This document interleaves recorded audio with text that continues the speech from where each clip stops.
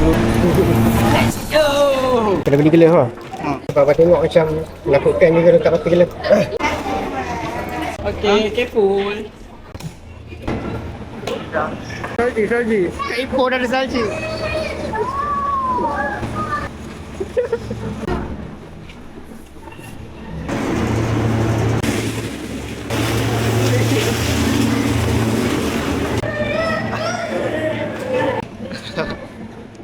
Jadi budak-budak. Aduh. Let's go.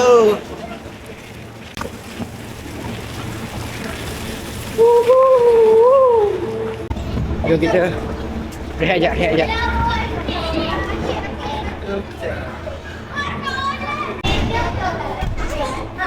So kat sini tempat untuk rehat sekejap.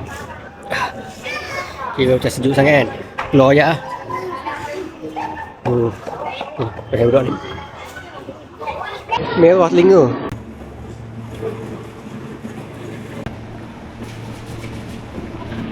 Aku rasa macam bibir aku dengan telinga aku kebas.